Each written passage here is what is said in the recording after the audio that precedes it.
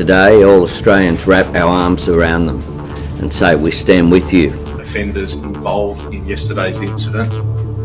One is deceased. The second is in critical but stable condition in hospital at the moment. Screamed at the top of my lungs like, "Run, he has a gun, run, he has a gun." I just kept screaming and screaming. Sydney, Australia, being attacked by vile terrorists in a very cruel.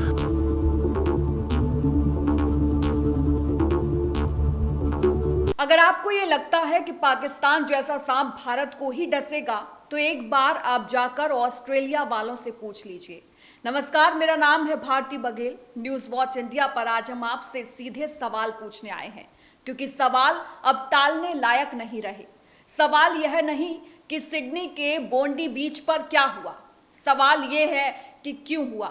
सवाल यह नहीं कि निर्दोष लोग मारे गए, सवाल यह है कि दुनिया हर बार किस ओर देखकर आंखें मूंद लेती है, और सवाल यह भी है कि पाकिस्तान का इलाज कब होगा। अगर आपको इन सवालों के जवाब पता है तो जल्दी से कमेंट बॉक्स में दीजिए। और चलिए अब बिना देर किए शुरुआत करते हैं इस खास पेशकश की। यहूदी पर्व हनुक्का। परिवार, बच्चे, रोशनी, उल्लास और अचानक गोलियों की गूंज। कम से कम 15 लोग मारे गए, 40 घायल, एक 12 साल का बच्चा भी नहीं बच पाया। वीडियो सामने आई, बंदूक चलाने का अंदाज, ठंडा दिमाग, अभ्यास की साफ झलक। ये कोई अचानक फूट पड़ा पागलपन नहीं था, ये सीखी हुई हिंसा थी। Offenders involved in yesterday's incident. One is deceased. The second is in critical but stable condition in hospital at the moment. The offenders are a 50-year-old and 24-year-old male who are father and son. और जब ऑस्ट्रेलियाई police इन दहशतगर्दों का खुलासा करती है तो हर कोई दंग रह जाता है, क्योंकि दोनों हमलावर बाप बेटे थे, साजिद अकरम और नवीद अकरम। पिता मारा गया, बेटा अस्पताल में। अमेरिकी खुफिया सूत्रों और ऑस्ट्रेलियाई एजेंसियों के हवाले से रिपोर्ट आई, दोनों पाकिस्तानी नागरिक थे, सिडनी में रह रहे थे। पास की सड़क पर कार से इम्प्रोवाइज्ड एक्सप्लोजिव डिवाइस मिले, यानी मंशा सिर्फ गोली चलाने की नहीं थी, ज्यादा तबाही की थी। अब सवाल यह है, ये कहानी कोई नई है क्या? पहलगाम हो या पुलवामा, मुंबई हो या लंदन, न्यूयॉर्क हो या अब सिडनी, हर बार एक ही पैटर्न, ट्रेनिंग, नेटवर्क, कट्टरपंथ, फंडिंग और फिर हमला। और हर बार एक ही बहाना, स्टेट एक्टर नहीं, नॉन स्टेट एक्टर जैसे आतंकवाद, कोई प्राइवेट स्टार्टअप हो जिससे सरकार का कोई लेना देना नहीं। ऑस्ट्रेलिया की खुफिया एजेंसी ASIO ने माना कि हमलावरों में से एक पहले से रडार पर था, पर इमीडिएट थ्रेट नहीं माना गया। यही वो जगह है जहां दुनिया बार बार चूकती है, क्योंकि आतंकवाद में इमीडिएट कुछ नहीं होता, यह इंक्यूबेशन से पैदा होता है। कट्टरपंथ धीरे धीरे नसों में उतरता है, ट्रेनिंग कैंपों में हथियार पकड़ाए जाते हैं, नफरत का पाठ्यक्रम पढ़ाया जाता है और फिर किसी दिन गोलियां चलती हैं। Today, all Australians wrap our arms around them and say we stand with you. We will do whatever is necessary to stamp out anti-Semitism. इस अंधेरे में एक रोशनी भी दिखी। 43 साल के फल विक्रेता अहमद अल अहमद, खाली हाथ, सामने बंदूक और फिर भी पीछे से झपट्टा, हथियार छीनना, जान जोखिम में डालना। 2 गोलियां लगी, अस्पताल पहुंचे। लेकिन ये साहस है, ये इंसानियत है। पर क्या हर बार दुनिया को बचाने के लिए एक अहमद चाहिए? सिस्टम कहां है? अब आते हैं असल मुद्दे पर, पाकिस्तान। भारत बरसों से कहता आया है यह टेरर एक्सपोर्टिंग स्टेट बन चुका है। जिहादी फैक्ट्रियां, नफरत की पाठशालाएं, फंडिंग के गुप्त रास्ते और एक ऐसा तंत्र जो कभी आंख छुपाकर कभी खुलेआम आतंक को पालता पोसता है। दुनिया सुनती है, सहमति से सिर हिलाती है और फिर रणनीतिक मजबूरियों के नाम पर चुप हो जाती है। क्यों?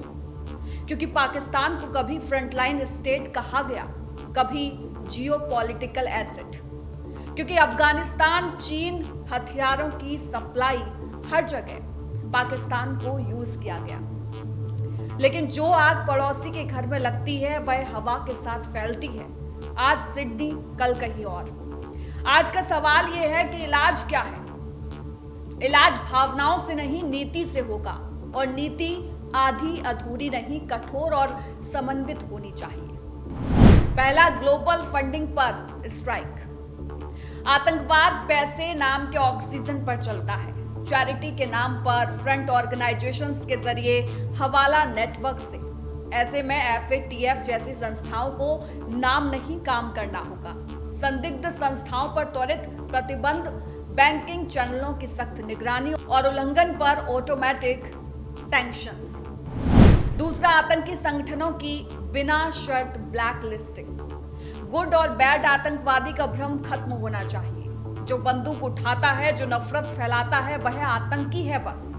उसकी राजनीतिक उपयोगिता पर बहस नहीं होनी चाहिए। तीसरा, स्टेट अकाउंटेबिलिटी।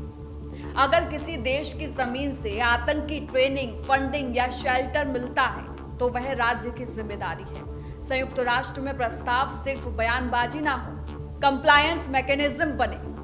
उल्लंघन पर आर्थिक, कूटनीतिक और तकनीकी प्रतिबंध स्वतः लागू हो। चौथा, एजुकेशन और आइडियोलॉजी का डी-रेडिकलाइजेशन। ये सबसे कठिन पर सबसे जरूरी कदम है। पाठ्यक्रमों में नफरत, इतिहास का विकृतीकरण, धार्मिक उन्माद, इनका इलाज लॉन्ग टर्म है। अंतर्राष्ट्रीय मॉनिटरिंग, पाठ्यपुस्तक सुधार, मदरसों की पारदर्शी रजिस्ट्रेशन सब जरूरी है। पांचवा, intelligence sharing real time. Sydney में जो चूक हुई वह बताती है सूचना थी पर थ्रेश होल्ड गलत था। संदिग्ध का मतलब खतरा है, यह मानक बदलना होगा। Real time data, travel pattern, financial transactions सब एक प्लेटफॉर्म पर। और छठा, डायस्पोरा मॉनिटरिंग बिना स्टिग्मा। यह किसी समुदाय के खिलाफ नहीं, आतंक के खिलाफ है। कट्टरपंथी नेटवर्क अक्सर प्रवासी समुदायों में छुपकर काम करते हैं। निगरानी कानूनन पारदर्शी और अधिकार सम्मत हो पर ढीली नहीं। अब सवाल, क्या यह सब संभव है? हाँ, अगर राजनीतिक इच्छा शक्ति हो, अगर दुनिया यह माने कि आतंकवाद किसी एक देश की समस्या नहीं, साझा खतरा है। अगर हर बार हम सिर्फ मोमबत्तियां जलाकर आगे ना बढ़ जाएं। भारत ने कीमत चुकाई है खून से, इसलिए चेतावनी भी भारत की है अनुभव से। आज सिडनी है, कल कोई और शहर हो सकता है। आतंकवाद पासपोर्ट नहीं देखता, धर्म नहीं पूछता, सीमा नहीं मानता। आज पाकिस्तान का इलाज नफरत से नहीं, जिम्मेदारी से करना होगा। दबाव से, पारदर्शिता से और वैश्विक एकजुटता से। जब तक दुनिया सिस्टम पर प्रहार नहीं करेगी, तब तक हम हर हमले के बाद यही पूछते रहेंगे, दुनिया की आंखें कब खुलेंगी। जाते जाते एक और बात कहना चाहेंगे कि आतंकवादी घटनाओं को दुनिया को एक ही चश्मे से देखना होगा, तभी सब एकजुट होकर इसके लिए कुछ कर सकते हैं। भारत में पहलगाम हमला होता है तो चुप्पी, और अगर वही हमला पश्चिमी देशों में होता है तो यू बास्टर्ड का टैग नहीं चलेगा।